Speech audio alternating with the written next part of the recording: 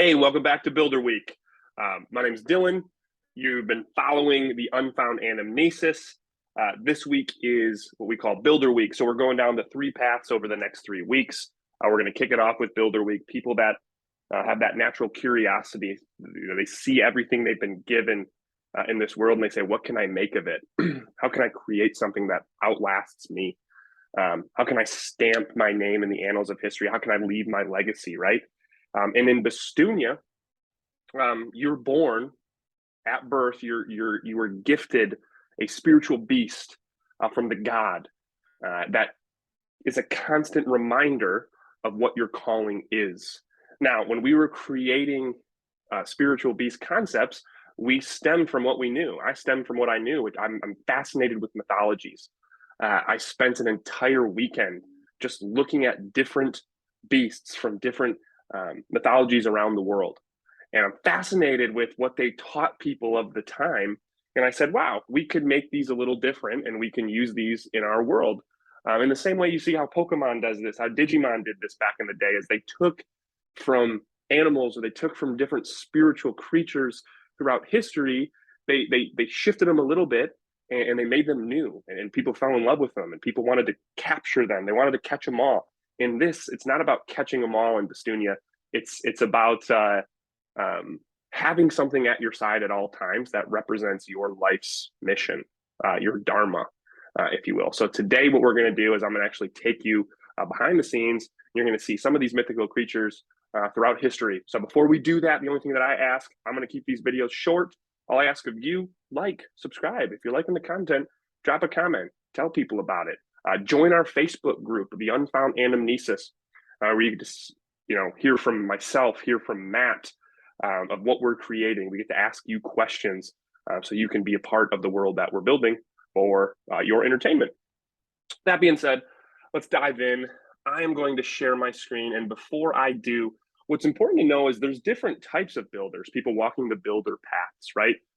There's the leaders, right? That really the people that are a part of what we call the all build. They are the leaders of Metropolia City.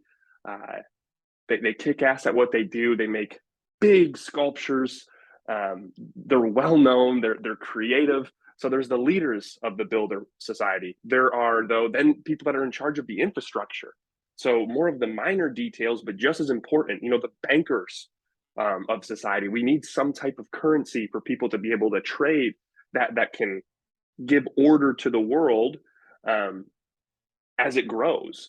And then finally, there's the miners. So basically how people trade is through minerals that are put into their world from their god, Ubuntu. So the miners are in charge of going down, getting those minerals and bringing them back so the bankers can put them into society and people can trade for, crops and, clothes and different materials that they need for their life.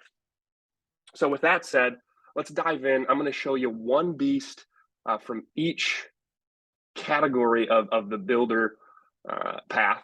And I'm going to start with the leaders. Let's do this real quick and share my screen. So one of the top beasts that I think of when I think of a mythical creature that would have the power to build is the Windigo of Canadian lore, right? So the Windigo is this mythical creature, horrid, right? It struck terror for people that saw it. And as you can see, it's a malevolent spirit. And what it does is it actually possesses human beings. It invokes feelings of insatiable greed and hunger and gives people the desire to cannibalize, which I'm not going to do. But it takes over like a human soul or a human body. It uses it for its own bidding. So one of the top people of the builder society will have the Windigo, who has this magical power to actually control no beasts, use them almost as their labor in the all build. It's sadistic, I know, but we live in sadistic times, and so does Bastunia. It's a young world. It's only like 200 years old, 200, 300 years old. So the Windigo is a top leader builder. Under that, we're going to see some more like second tier builders. You're going to learn about James. He has a explorer beast, a builder beast, and 2 defender beasts. I have no idea if this comes from a lore. I just saw the picture. I thought it was really cool. Stone Fox. I don't know the lore. I don't think it has one. But it's James Builder Beast that has the ability to break the stones off from his body to create houses, to create a stepping stone, a staircase when's needed. But that's what it uses to build. It uses its own body to build from, and then it regenerates. And if we go a little bit further down here, in the very first episode, a spiritual beast that's in charge of the infrastructure and really laying the land and mapping out main city is the Polvik from Russian lore. So we'll be able to see the Polvik in the first chapter of the Unfound Anamnesis in Bastunia. When we get in more to the bankers, the banking beasts, we see Dao De, which is actually a Chinese monster. And it's said that it is a greedy monster with an insatiable appetite. And the fear of this monster led its image to be cast on Chinese bronzes and ritual vessels throughout time. We're going to have some form of the Dao De as a banker beast that's paired with someone that's in charge of the banking system. The banking system uses minerals, right, throughout time that are collected by the minor builder beasts. I haven't looked into this one yet, so I mean I have, but it's been a minute. Baku, it's a Chinese-Japanese tapir. Probably never lived in Japan. However, it's popular and it's known to eat nightmares. A drawing or a paper with Baku written on it was placed under a pillow to deter nightmares. So in this, the Baku is actually in the mines of Bastunia, collecting not nightmares, but collecting minerals to bring back to society so people can trade. That is a little bit from behind the scenes of a builder beast.